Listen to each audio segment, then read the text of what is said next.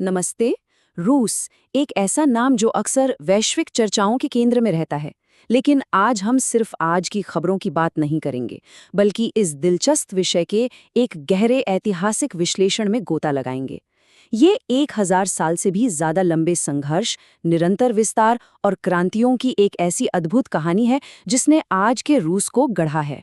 यह समझना बहुत जरूरी है कि कैसे एक राष्ट्र सदियों की भारी उथल-पुथल से गुजरते हुए आज की इस स्थिति तक पहुंचा है। तो चलिए बिना किसी देरी के शुरू करते हैं। इस पूरी चर्चा को हमने मुख्य रूप से 5 अहम हिस्सों में बांटा है।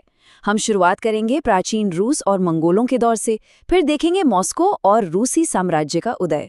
उसके बाद 1917 की क्रांति, सोवियत संघ का दौर और आखिर में बात करेंगे आधुनिक रूस की।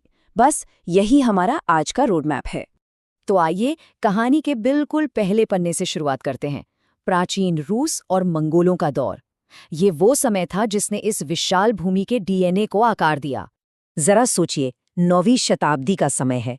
रूरिक नाम के एक शासक ने कीवन में कीवन रूस की नींव रखी।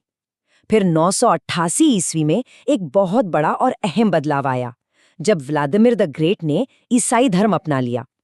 इस एक कदम ने राष्ट्र को एक पूरी तरह से नई सांस्कृतिक पहचान दी।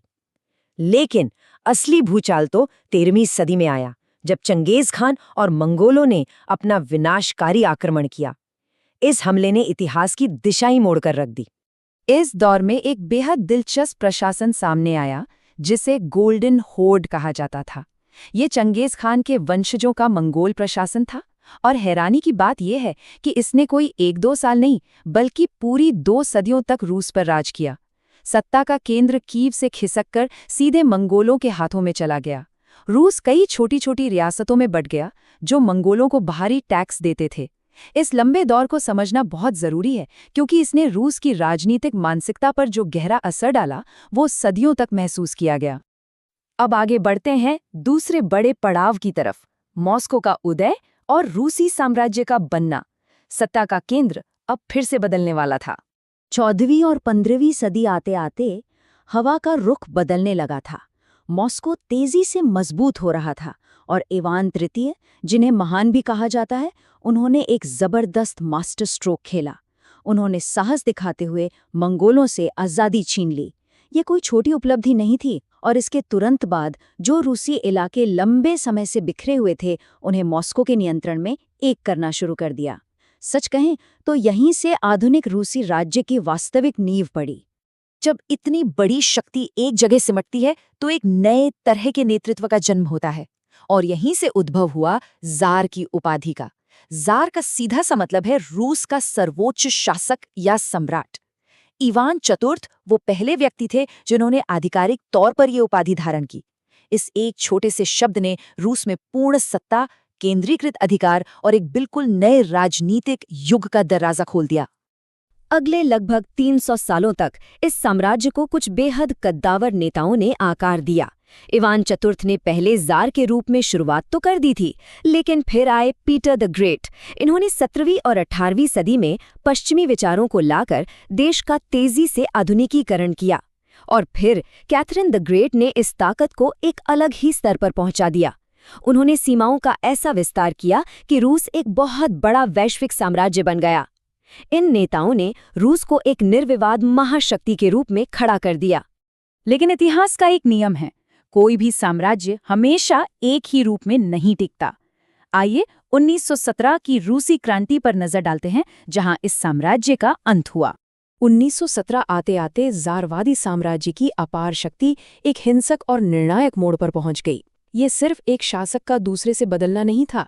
एक तरफ जहां सदियों से पूर्ण राजशाही चली आ रही थी, उसका अचानक और नाटकीय तरीके से अंत हो गया, और उसकी जगह व्लादिमीर लेनिन के नेतृत्व में एक बिल्कुल नया कम्युनिस्ट शासन स्थापित हुआ। ये एक संपूर्ण सिस्टम का बदलाव था, जिसने समाज, अर्थव्यवस्था और राजनीति की पूरी संरचना को ही पलट कर रख दिया।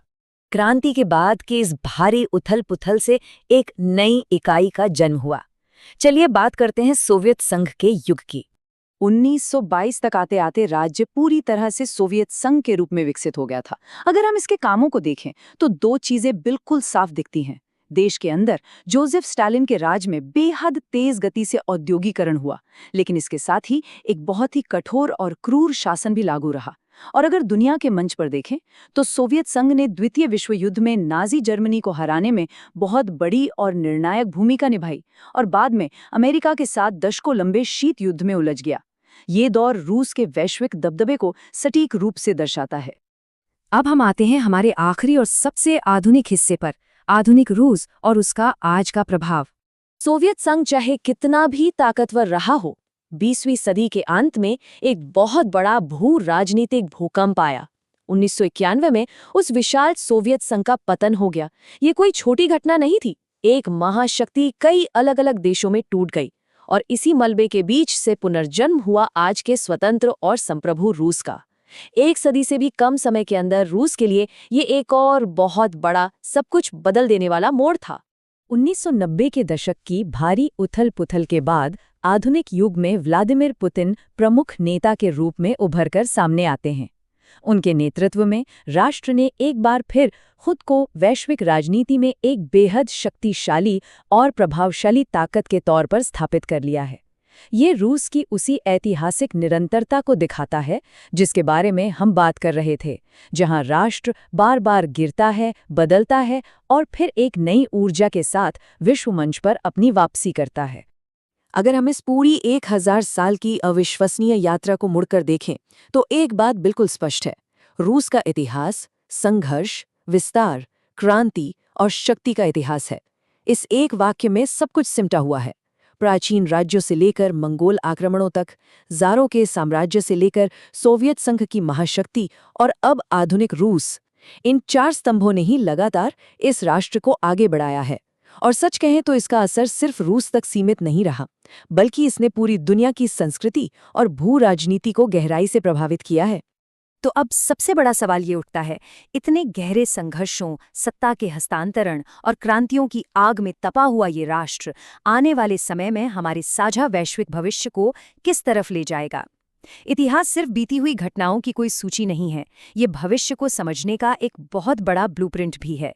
इसी दिलचस्प विचार और इस अहम सवाल के साथ हम आज के इस विशेष विश्लेषण को यहीं विराम देते हैं।